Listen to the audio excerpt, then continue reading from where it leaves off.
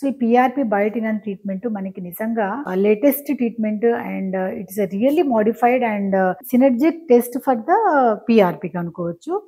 And ఇది మనకి hair regrowth and hair enhance చేస్తుంది, హెయిర్ లాస్ కంట్రోల్ చేస్తుంది అండ్ మనకి మంచి వాల్యూమ్ కంట్రోల్ చేస్తుంది, డ్రైనెస్‌ని కాపాడుకుంటుంది. సో, ఇన్ని విధాలుగా ఉంది కాబట్టి ఇప్పుడు లేటెస్ట్‌గా మార్కెట్‌లో పీఆర్‌పీ విత్ బయోటిన్ అనే ట్రీట్మెంట్ అందుబాటులో ఉంది. అసలు ఈ ట్రీట్మెంట్ ఎలా ఉంటుంది? నేనన్నీ కూడా ఇప్పుడు మీకు ఫిజికల్‌గా అన్నీ చూపిస్తాను. ఇది ట్యూబు. ఇదేమో ప్లెయిన్ పీఆర్‌పీ ట్యూబ్. అంటే ఈ ట్యూబ్‌లో మీరు చూస్తే కనుక చాలా ప్లెయిన్‌గా ఉంటుంది. ఇందులో ఏమీ లేదు. అండ్ ఇందాక ఇప్పుడు నేను బయోటిన్ ట్రీట్మెంట్ గురించి మనం మాట్లాడుతున్నాము. Latest treatment. ఒక్కసారి చూడండి.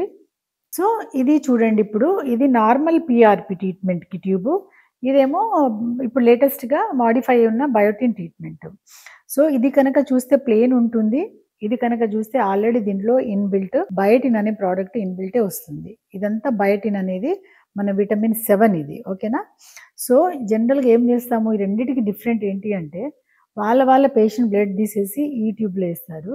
కాకపోతే ఇది ఎంప్టీ ట్యూబ్. పేషెంట్ బ్లడ్ మాత్రమే ఉంటుంది. ఇదొచ్చేసి ఆల్రెడీ ఇన్‌బిల్ట్ ఉన్న బయోటిన్ ఆల్రెడీ ఉంది కాబట్టి, ఈ బయోటిన్‌లో పేషెంట్ బ్లడ్ డ్రా చేసి ఇందులో ఇన్సర్ట్ చేస్తారు. ఈ ఇన్సర్ట్ చేసిన తర్వాత ఒక సెంట్రిఫ్యూజ్ మిషన్ ఉంటుంది. PRP machine. అందులో ఈ ట్యూబ్ ఏస్తారు.